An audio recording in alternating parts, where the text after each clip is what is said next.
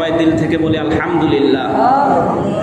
আল্লাহ নবী সাল্লাল্লাহু তাআলা আলাইহি ওয়াসাল্লাম বলেন, যখন কোনো বান্দা দিল থেকে একবার সুবহানাল্লাহ, একবার আলহামদুলিল্লাহ, একবার আল্লাহু আকবার বলে, আল্লাহ নবী বলেন তামলাউ মা বাইনাস সামাওয়াতি ওয়াল আরদ, আসমান এবং জমিনের মধ্যে যতটা খালি জায়গা আছে আল্লাহ তাআলা নেকি দ্বারা পরিপূর্ণ করে দেয়। সুবহানাল্লাহ।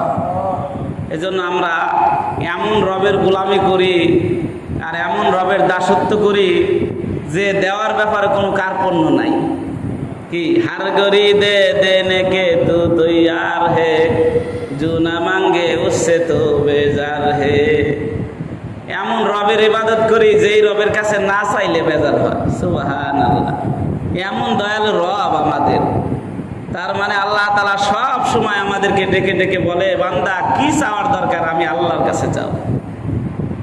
আল্লাহর নবী তার ছোট চাচা ইবনে আব্বাস রাদিয়াল্লাহু তাআলা আনহুকে শিক্ষা দিলেন, ইয়া গোলাম, হে প্রিয় বৎস, ইদা সাআলতা ফাসআলিল্লাহ, চাওয়ার যখন প্রয়োজন হয় কারো কাছে বাদ দিয়ে আল্লাহর কাছে চাও। সুবহানাল্লাহ।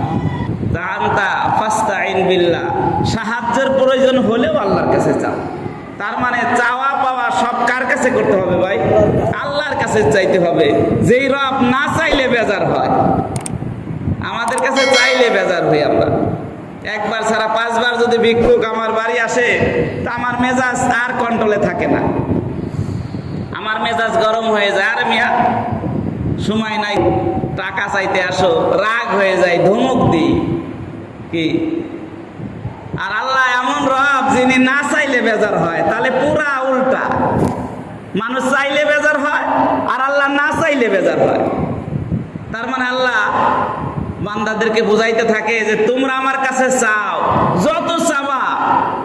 সুবহানাল্লাহ। এক কিতাবের মধ্যে দেখছি, সমস্ত দুনিয়ার মানুষ যদি একসাথে চায়, সমস্ত কত মানুষ হইতে পারে? বলে এই শুধু মানুষ না, যত মানুষ মারা গেছে এদেরকে জীবিত করো, যারা বর্তমান আছে তারাও থাক, যারা ভবিষ্যতে আসবে এদেরকেও রাখো। সুবহানাল্লাহ। কত মানুষ হইল? যারা বাপদাদারা গত হয়ে চলে গেছে, আমরা যারা দুনিয়াতে আছি, আমাদের ওরজ্জাত সন্তান আদি যারা আসবে, সব যদি আল্লাহ বলে সব যার যার জবানে যদি চায়, শুধু মানুষই না, যদি সমস্ত সৃষ্টির মধ্যে গরু ছাগলও চায়, জঙ্গলে যত হিংস্র বাঘ আছে তারা চায়, যত হিংস্র প্রাণী আছে তারা চায়, নদীর মধ্যে যত মাছ আছে তারা চায়। সুবহানাল্লাহ। আমি রব, তোমাদের এমন রব, সবার চাওয়ার উত্তর আমি একভাবে দিতে পারি। সুবহানাল্লাহ। একবারে দিতে পারি, আর সবার চাওয়ার উত্তর আমি শুনতে পাই। আমার কাছে কোনো ভেজাল লাগে কি ভাই? এই জায়গায় আপনারা 50 জন মানুষ, আমার কাছে 50টা জিনিস চাইলে আমি কয়টা খেয়াল রাখতে পারবো ভাই? হয়তো আশপাশে যারা 2-4 জন আছে, হুজুর আমার বাবার জন্য দোয়া করেন, হুজুর আমার দাদার জন্য দোয়া করেন, আর বাদ বাকি গুলো যদি আওয়াজই শুনবো, কিছু বলতে পারবো, উত্তরও দিতে পারবো না। কিন্তু আমাদের রব এমন রব, আল্লাহ বলে মৃত মানুষ, জীবিত মানুষ যারা আসবে, এরা সমস্ত মাখলুক, এই 18,000 মাখলুক যদি একবারে চায়, আমি তোমার এমন রয় একবারে সবার চাওয়া পূরণ করতে পারি। সুবহানাল্লাহ। কত বড় দয়ালু রবের ইবাদত আমরা করি। আসলে আমরা আমাদের রবের ক্ষমতা সম্পর্কেই জানলাম না। আমরা সাপ দেখলে দৌড়াই, পলাই কিনা?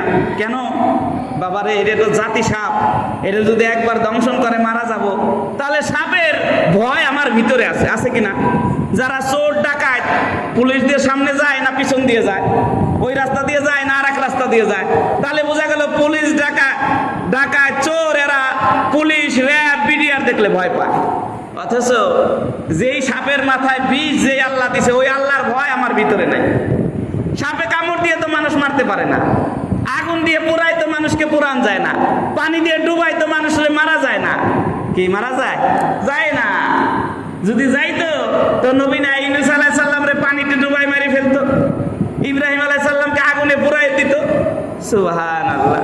তাহলে বোঝা গেল সব কিছু আল্লাহর হুকুমের মুহতাজ। কি আর আমি বান্দা আল্লাহর হুকুম পালন করতেছি না, আল্লাহর হুকুমের সামনে আমার মাথাটা নত হইতেছে না।